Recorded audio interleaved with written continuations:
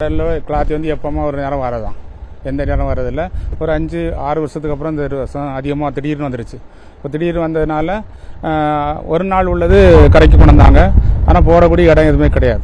இடம் ஏன் கிடையாதுன்னா, அந்த இடங்களெல்லாம் இந்த கல்கோரி அப்படி எல்லாம் வந்ததுனால வேற 5 வருஷம் இல்லாதனால எல்லா இடமும் காடு பச்சிருச்சு. இப்போ வெட்டையாக உள்ள இடம் கிடையாது. வெட்டையாக உள்ள இடம் கிடையாதுனால ஒரு நாள் வந்ததோட இந்த இடங்கள்லாம் கொஞ்சம் இருந்த இடம்லாம் காய போட இடம் சரியாக போச்சு. அடுத்த நாள் வந்ததெல்லாம் பிடிச்சதுக்கப்புறம் வேண்டாம் போட முடியாதுன்னு சொன்ன உடனே அவங்க கடலில் வச்சு அவுத்து விட்டுட்டாங்க. அந்த கடலில் அந்த மீன் பிடிச்சி மேலே வரும்போது எல்லாம் செத்து போகும். அப்போ அது வந்து அவுத்து விட்டோன்னே எல்லாமே கடலில் போயிடுச்சு. அப்படியே சுமாராக அந்த பஞ்சல் இந்த கூடங்களால இல்லை, ஒரு சுமாராக ஒரு 10 டன்னுக்கு மேலே உள்ள மீன்கள் வந்து கரையை ஒதுங்கி அந்த இடப்பக்கங்களில் கடற்கரைக்கு ஆள் போக முடியாமல் பயங்கரமான வாடைகள். கிளாத்தி மீன் வந்து அதிக ஸ்மெல் இருக்கும்.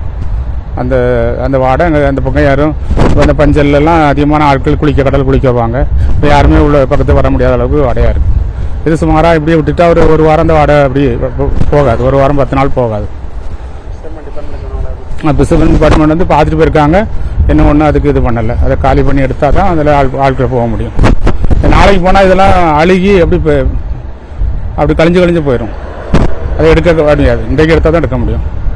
எங்கள் ஏரியாவில் ஃபுல்லாக பார்த்தீங்க அப்படின்னாச்சுன்னா கோழி கழிவுக்கு தீவனத்துக்கு என்ன சொல்கிறது மீன் ஏற்றிட்டு போவாங்க. அதான் கச்சை மீன் சொல்லுவாங்க. என்ன சொல்கிறது, அந்த மீன் ஃபுல்லாமே என்னச்சு அப்படின்னாச்சுன்னா கடற்கரையில் கன்னியாகுமரியிலேருந்து கடலில் ஃபுல்லாக கொட்டிட்டாங்க.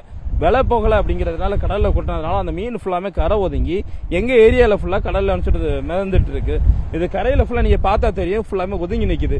இதனால ஃபுல்லாக துண்ணாச்சி அடிக்குது, ஏக்கத்துக்குமா ஸ்மெல்லு வருது, செம ஸ்மெல் அடிச்சிட்டு இருக்கு. இதுக்காண்டி எக்கச்சக்க போயிட்டு அனுப்பிச்சது நிர்வாக இதே அனுப்பிச்சிட்டு எல்லாத்தையும் பேசிட்டோம். இதுவரைக்கும் தீர்வு கிடைக்கல. தீர்வு கிடைக்கும் நம்புறோம். செய்திகளை உடனுக்குடனும் துல்லியமாகவும் தெரிந்து கொள்ள சப்ஸ்கிரைப் பண்ணுங்க.